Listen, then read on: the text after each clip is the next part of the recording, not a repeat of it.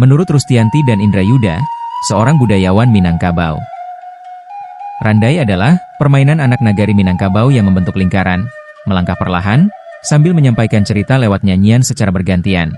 Artinya, dalam randai, semua elemen, cerita, nyanyian, dan gerak, menyatu dan tidak bisa dipisahkan. Nama randai sendiri konon berasal dari kata berandai-andai, sebuah cara orang Minang dulu menyampaikan kabar dan nasihat lewat pantun, dendang, atau kaba.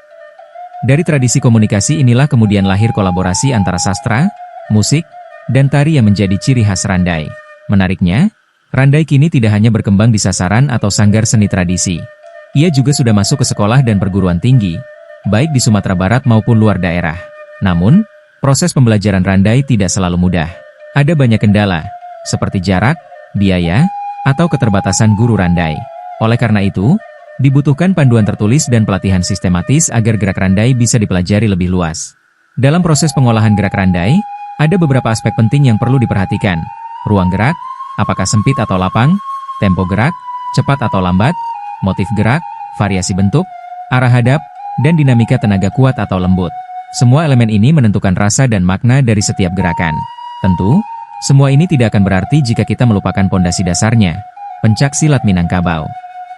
Dari sinilah seluruh gerak randai bersumber. Maka pelestarian silat bukan hanya soal bela diri, tapi juga menjaga hidupnya seni pertunjukan, termasuk randai dan tari tradisi lainnya. Dun Sanak Minang 1. Randai adalah warisan. Ia lahir dari kebiasaan, tumbuh dalam pergaulan anak nagari, dan berkembang menjadi panggung budaya Minangkabau. Dari gerak menjadi seni, dari permainan menjadi identitas.